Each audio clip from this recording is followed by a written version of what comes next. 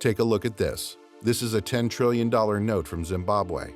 Back in the mid to late 2000s, Zimbabweans held hundreds of these notes. The typical Zimbabwean was a trillionaire. So what could you buy with a $10 trillion note? Nothing. At the peak of Zimbabwe's economic crisis in 2008, inflation was running at 80 billion% per month. A $10 trillion note couldn't get you a bag of rice at the market. Not that there was rice to be had at the market. The country had virtually no imports or exports, and food production had collapsed. Zimbabwe holds the record for the second worst inflation ever recorded in human history. In case you were wondering, the worst ever case of inflation happened in Hungary shortly after World War II. But Hungary's inflation was short-lived and its economy began to recover quickly, even under what was then a communist government. Not so with Zimbabwe. This country of 16 million people in Central Africa has suffered economically for decades. In fact, it's fair to say it has suffered economically for more than 100 years. And in recent years, inflation has once again made a comeback in Zimbabwe. It's bad, but nowhere near as bad as back then, at least for now. How did Zimbabwe get into this mess? And what's it doing today to prevent a repeat of the crisis of 15 years ago?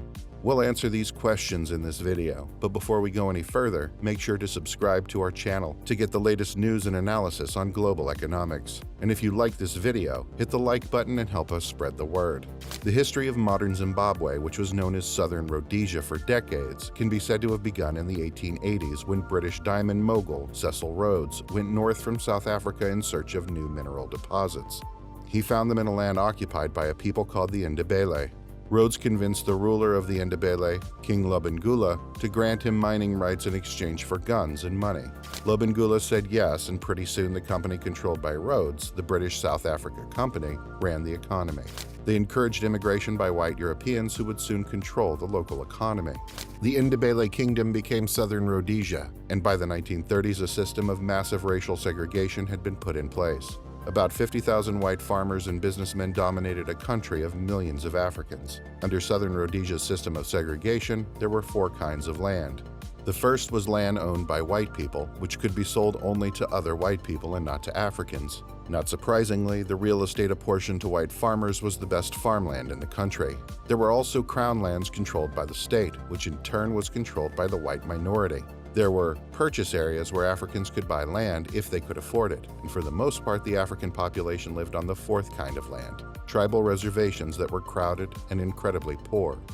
In the 1960s, the age of colonialism was coming to an end, and British colonies across Central Africa were gaining their independence under new African political rulers.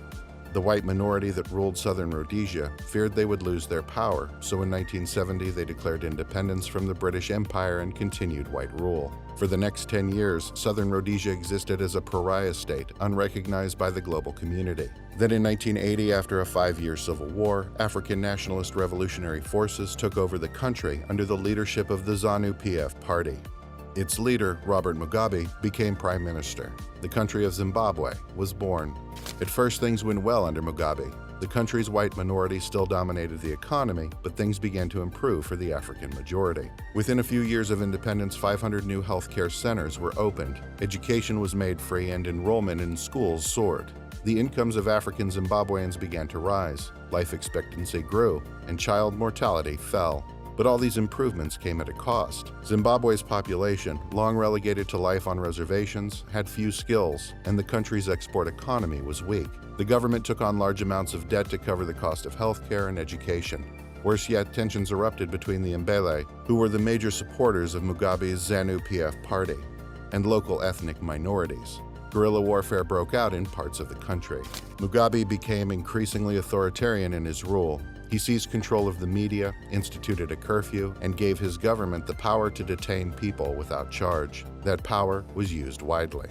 Under Mugabe, Zimbabwe developed a corporatist economy with strict financial control by the government. Mugabe was officially a Marxist-Leninist, though he didn't strictly follow the tenets of communist ideology. He did, however, set up many state-run corporations, most of which would eventually go bankrupt. The government also controlled wages and prices, and being a strict nationalist, Mugabe rejected foreign investment. All of this meant that the economy grew slowly and government debt grew quickly. When the Soviet Union collapsed in 1991, the idea of a state-run economy went out of fashion. With Zimbabwe heavily in debt, Mugabe reached out to the IMF and the World Bank for help. Those institutions recommended free market reforms for Zimbabwe's economy. Mugabe agreed to go along with this plan, but depending on who you ask, either these plans were a bad idea or they were badly implemented, or maybe both. Whatever the reasons, the free market reforms failed.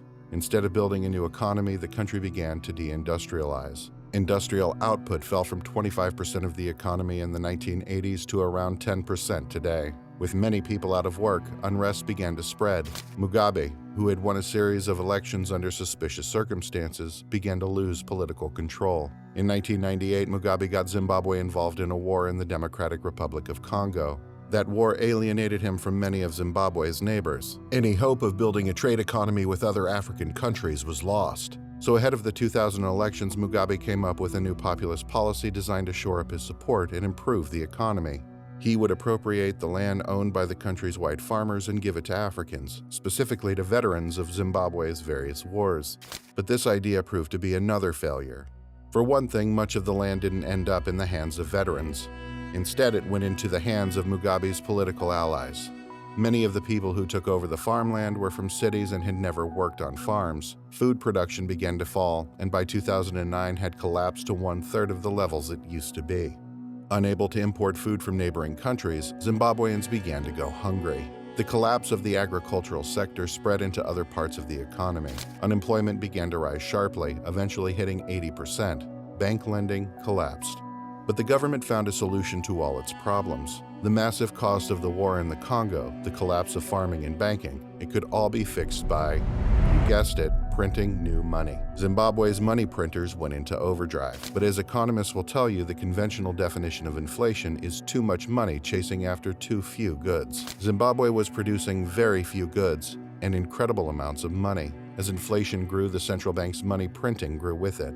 There seemed to be no limit as to how much money Zimbabwe was willing to print. By 2008, inflation was running at 98% per day.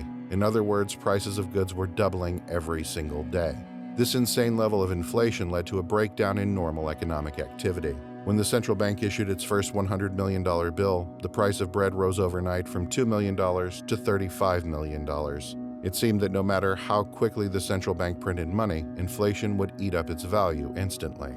So the government declared inflation illegal and began arresting business executives. Not surprisingly, that didn't actually stop inflation. When the central bank issued its first $200 million bill, it attempted to slow things down by limiting bank withdrawals to $500,000. But by that point, 500,000 Zimbabwean dollars was worth just 25 cents US. Eventually, the central bank got to the point where it was printing $10 trillion bills. But despite the utter madness of the central bank, the people of Zimbabwe solved the hyperinflation problems themselves. They stopped accepting Zimbabwean dollars and started using the US dollar and the South African rand.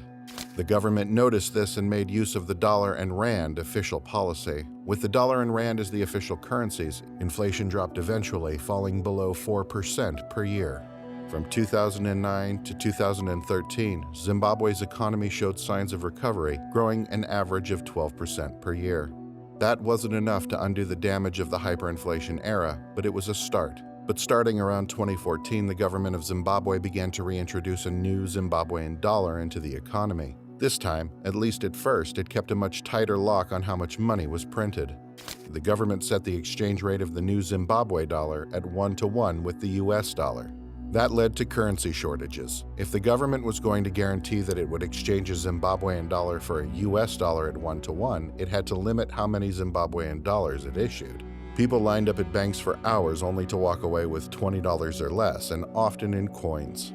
To ease the liquidity problems, the government urged people to use electronic payments. By 2018, 98% of payments in Zimbabwe were done electronically, but it came at a high price to consumers. The banks charged transaction fees of 1% to 6%, and the government slapped a 2% tax on all digital transactions. For every purchase made, Zimbabweans were paying almost 10% extra for the privilege of digital payments. So people turned to the black market, buying goods with foreign currencies or exchanging them in an informal barter system. As demand for the Zimbabwe dollar dropped, the government enforced 1-to-1 exchange rate with the US dollar began to crack. The currency started falling. Money printing and inflation returned. On the black market, one Zimbabwean dollar was eventually worth just 7 cents US. In 2020, inflation in Zimbabwe peaked at above 800%, but this time it didn't reach into the billions of percent as it did a decade earlier. That's likely because Zimbabweans today are more experienced with hyperinflation. The central bank didn't issue as much currency as it did the first time around, and Zimbabweans themselves had developed a large underground economy that had functioned in US dollars. Today, the government of President Emerson Mnangagwa is experimenting with new digital currencies as a way of preventing hyperinflation. Starting in May of 2023, Zimbabwe will be issuing a new cryptocurrency whose value is tied to gold. The idea is to create an alternative to the US dollar for Zimbabweans to use. And for the first time in a long time, the country has a new economic hope: lithium mining. Lithium is a key ingredient in the batteries used by electric cars. With the world shifting to EVs, the lithium market has been growing rapidly. Zimbabwe is now the fifth largest lithium exporter in the world. With Zimbabwe finally participating in global trade and a new currency tied to the value of gold, the country might actually be seeing a light at the end of its long, dark tunnel. If you liked this video, hit the like button so that YouTube shows it to more people. And don't forget to subscribe for alerts on the latest economic news and analysis. In the meantime, click on one of these videos here to learn more. Thanks for watching.